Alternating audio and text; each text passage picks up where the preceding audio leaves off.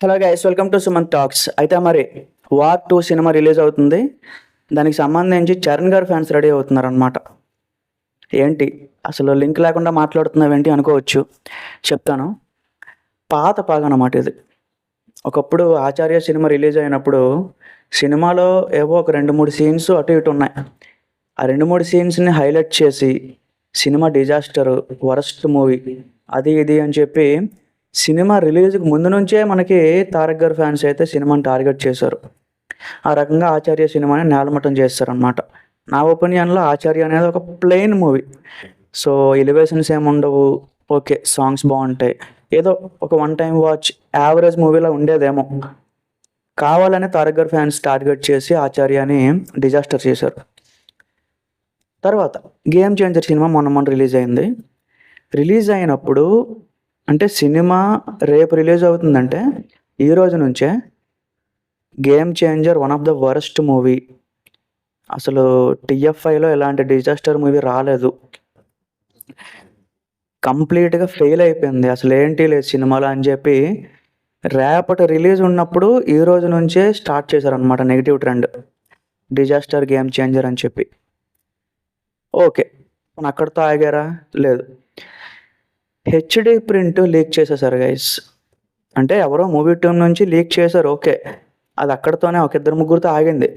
But ఆ లింక్ని కనిపెట్టి ఆ లింక్ని బయటకు తీసుకొచ్చి పబ్లిక్లోకి స్ప్రెడ్ చేయడంలో కీలక పాత్ర వహించింది తారక్ గారి ఫ్యాన్స్. కొన్ని వేల మందికి షేర్ చేశారు ఆ లింక్ని. ఈవెన్ ఒక పబ్లిక్ అంటే ఒక లోకల్ టీవీ ఉంటుంది. సో అప్పుడు న్యూస్లో కూడా ట్రెండ్ అయింది ఇది. లోకల్ టీవీలో కూడా game changer HD print stream అయిందనమాట రిలీజ్కి 2 రోజుల్లోనే. దానికి కూడా కారణం తారక్ గారి ఫ్యాన్సే. ఈ రకంగా చరణ్ గారి సినిమాని చాలా ఘోరంగా టార్గెట్ చేశారనమాట. బట్ ఆయనకు అవేం తెలియదు. అఫ్కోర్స్ తారక్ గారు కూడా తెలియదు నా ఫ్యాన్స్ ఇలా చేస్తున్నారా అని చెప్పి.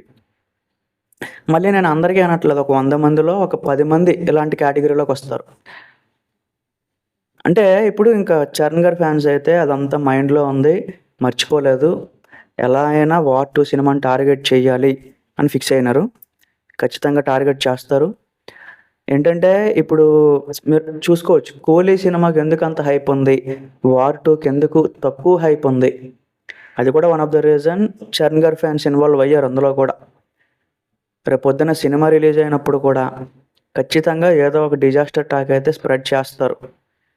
దానికి తోడు మొన్న హరిహర వీరమల్లు సినిమా రిలీజ్ అయింది. దాంట్లో కూడా ఇన్వాల్వ్ అయ్యారనమాట కొంతమంది తారక్ గారి ఫ్యాన్స్. అంటే చెప్తున్నా, ఈ రకంగా మెగా ఫ్యామిలీని కావాలని టార్గెట్ చేసి అసలు హిట్లు కొట్టనివ్వకుండా ప్రయత్నిస్తున్నారు. మళ్ళీ ఇందులో ఇంకొక సర్ప్రైజింగ్ విషయం ఏంటి అంటే, RRR సినిమా ఇద్దరు కలిసి నటించారు కాబట్టి సరిపోయింది. లేకపోతే ఆ సినిమాను కూడా డిజాస్టర్ చేసే విధానంలో ప్రయత్నించే వాళ్ళేమో.